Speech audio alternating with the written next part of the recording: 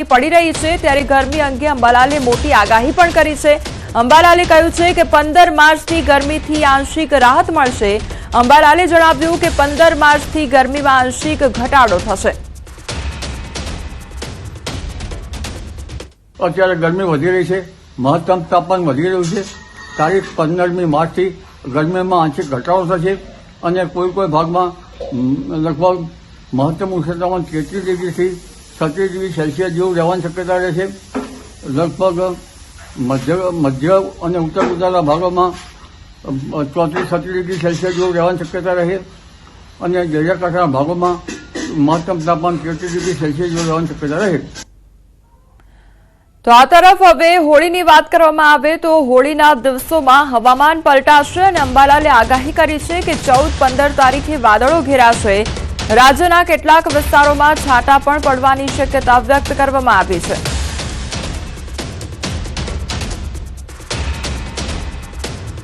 એક પછી એક પશ્ચિમ વિક્ષોભ આવી ગયા છે।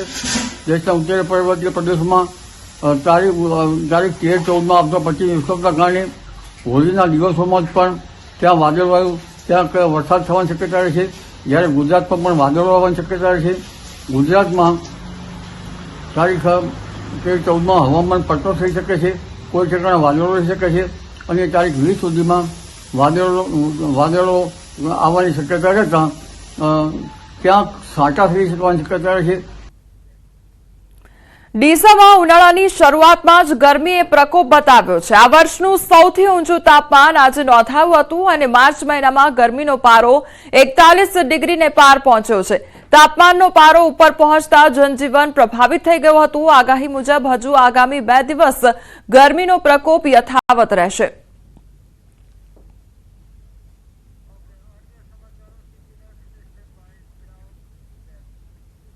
अन्य समाचारों पर नजर करिए तो पाकिस्तान में जाफर ट्रेन हाईजेकनो मामलो सामे आव्यो छे। त्यारे बीएलए ट्रेन ने हाईजेक करी छे। पाकिस्तानी सेनाए 100 थी वधु बंधको छोड़ाव्या छे। बीएलए ना 16 लड़ाकोने मार्यो होवानो सेनानो दावो छे। तेमज सेनाना 30 जवान मार्या गया होवानो बीएलएनो दावो करवामां आवी रह्यो छे। तो ट्रेन हाईजेकनो आ समग्र मामलो के ज्यां सेनाना 30 जवान मार्या गया होवानो मामलो सामे आव्यो छे। पाकिस्तानमां जाफर ट्रेन हाईजेक करवामां आवी छे त्यारे बीएलए ट्रेनने हाईजेक करी छे।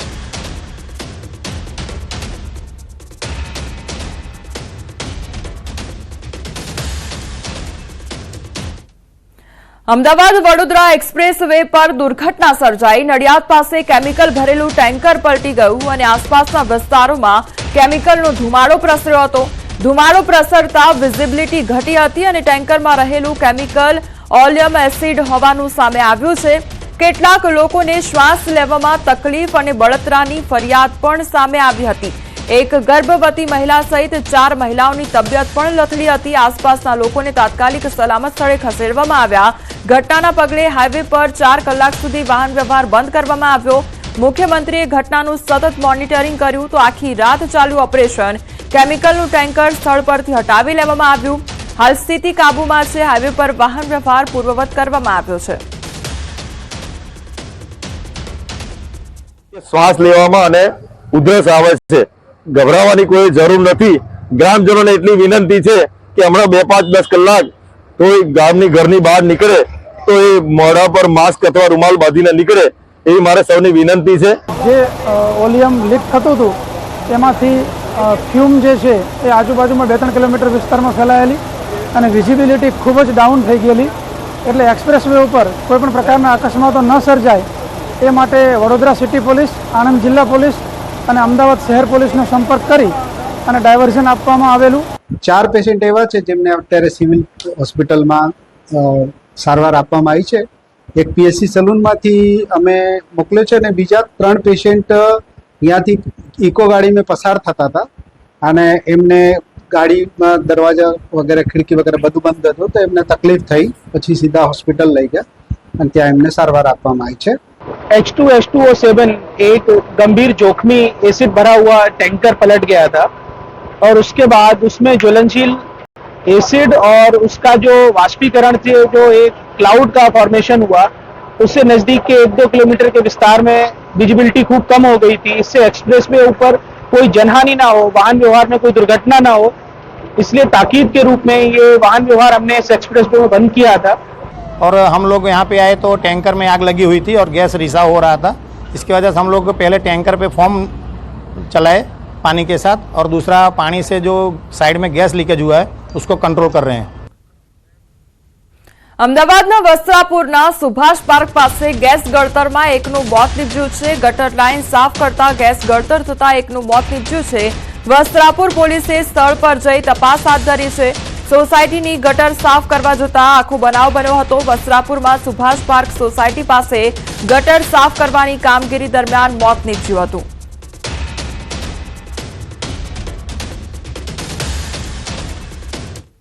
સુરતના ભેસ્તાનમાં કાપડના ગોડાઉનમાં આગ લાગવાની ઘટના બની અને ચંડાળ ચોકડી પાસે બંગાળી બસ્તી પાછળ આવેલી ચિંદી કાપડના ગોડાઉનમાં આગ લાગવાની ઘટના બની। મોડી રાત્રે 3:30 વાગે ભીષણ આગ લાગી હતી। કપડાનો જથ્થો કેમિકલ યુક્ત હોવાથી આગ વિકરાળ બની ગઈ હતી અને 15 ફાયર ફાઈટર અને 3 એમ્બ્યુલન્સ ઘટનાસ્થળે દોડી આવી હતી। ફાયર તેમજ પોલીસના ઉચ્ચ અધિકારીઓ ઘટનાસ્થળે પહોંચી આવ્યા હતા।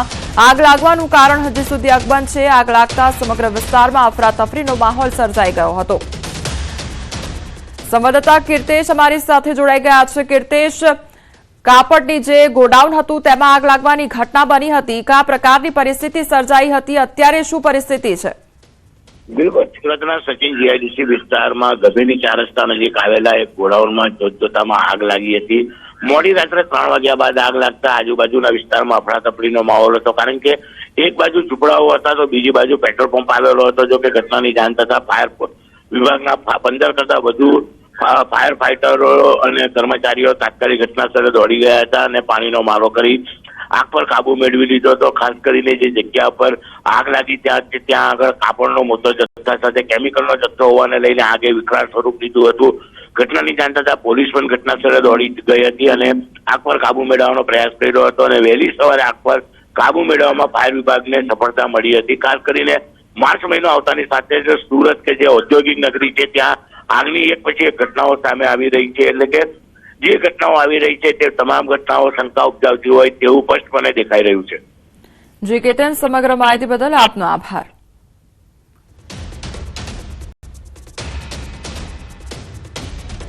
ભરૂચના ભટિયારવાડમાં આગની ઘટના સામે આવી છે। ખાણીપીણીના બજારમાં આવેલી રેસ્ટોરન્ટમાં આગ લાગવાની ઘટના બની। રમઝાન માસ દરમિયાન રાત્રે અહીં ખાણીપીણીનું બજાર ભરાતું હોય છે। સાંકડી ગલીમાં આગથી દોડધામ મચી ગઈ હતી। ફાયર બ્રિગેડે ઘટનાસ્થળે પહોંચી આગ પર કાબુ મેળવવાના પ્રયાસ હાથ ધર્યા હતા। તો ખાઉ ગલી આવેલી છે ત્યાં આગળ જે રેસ્ટોરન્ટ છે તેમાં આગ લાગવાની ઘટના બની હતી। તો રમઝાન મહિનામાં આ વિસ્તારમાં ખાણીપીણીની લારીઓ જોવા મળતી હોય છે અને એ દરમિયાન આગ લાગવાની ઘટના બની। સાંકડી ગલી હોવાથી દોડધામ મચી ગઈ હતી।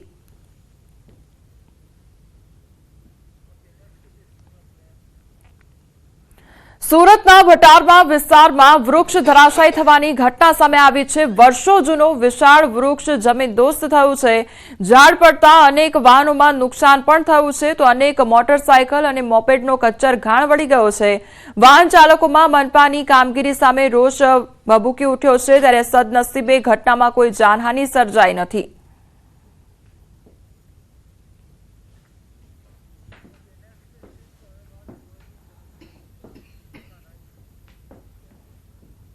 હવે આગળ વાત કરીએ લોહી તરસ્યા દીપડા વિશે।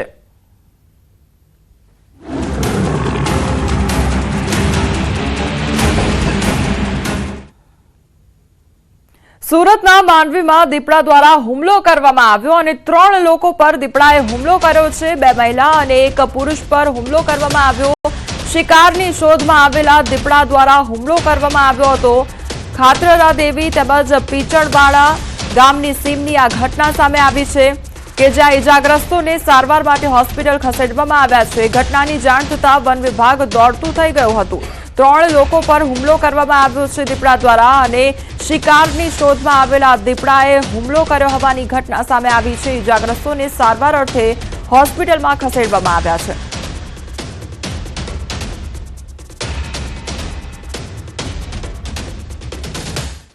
અરવલ્લીના મોડાસામાં ગ્રાહકને કડવો અનુભવ થયો છે। ગ્રાહકે ખરીદેલા મઠામાં નીકળી છે જીવાત અને માલપુર રોડ પર આવેલી છાશવાલે બ્રાન્ચ પરથી ખરીદેલ મઠામાંથી જીવાત નીકળી હતી તો ગ્રાહકે મઠ્ઠો ખોલતા જ મરેલું મચ્છર દેખાયું હતું। ગ્રાહક દ્વારા મોડાસા પાલિકા પાસે તપાસની માંગણી કરવામાં આવી તેમજ લોકોના આરોગ્ય સાથે ખતરારૂપ ખાણીપીણી સામે કાર્યવાહી થાય તેવી માંગ પણ કરવામાં આવી છે। જો કે આ અગાઉ પણ અઠવાડિયા પહેલા ગ્રાહકને એક્સપાયરી ડેટવાળી છાશ પધારવામાં આવી હતી।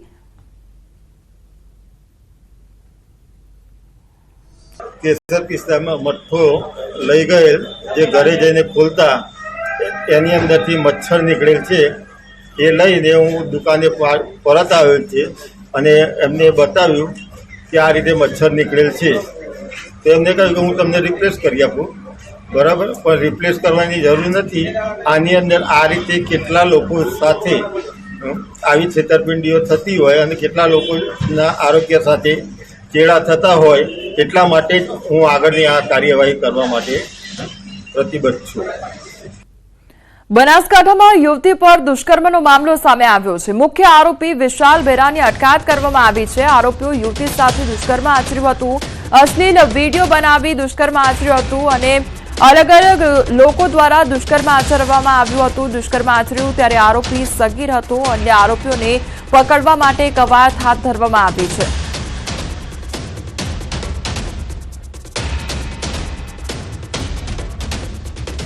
દ્વારકામાં નબીરાના સ્ટન્ટનો વિડીયો વાયરલ થયો છે। દ્વારકા જામનગર હાઈવે પર કારમાં સ્ટન્ટ કરવામાં આવ્યો। હોળી તેમજ ફૂલડોલ ઉત્સવ માટે પદયાત્રીઓ જઈ રહ્યા છે। દ્વારકા લાખો ભક્તો પદયાત્રાએ જઈ રહ્યા છે તેવા સમયે આવા સ્ટન્ટ ન ફક્ત પદયાત્રીઓ પરંતુ નબીરાઓએ પોતાના જીવને પણ જોખમમાં મૂક્યા છે। જો કોઈ દુર્ઘટના થાય તો તેના માટે જવાબદાર કોણ તે સવાલ ઉદ્ભવી રહ્યો છે।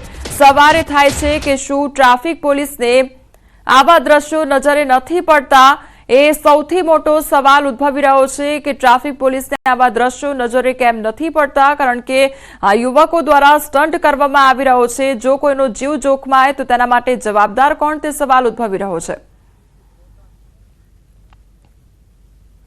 ધંધુકામાં નશાની હાલતમાં બે લોકો બાખડ્યા અને નશાની હાલતમાં બબાલનો વિડીયો પણ વાયરલ થયો છે।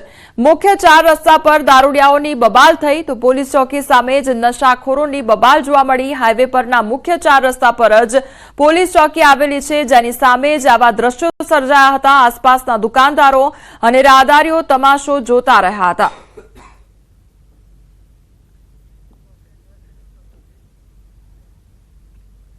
અમદાવાદ શહેરના સીજી રોડ પર જ્વેલર્સના કર્મચારી સાથે લૂંટનો પ્રયાસ કરવામાં આવ્યો હતો।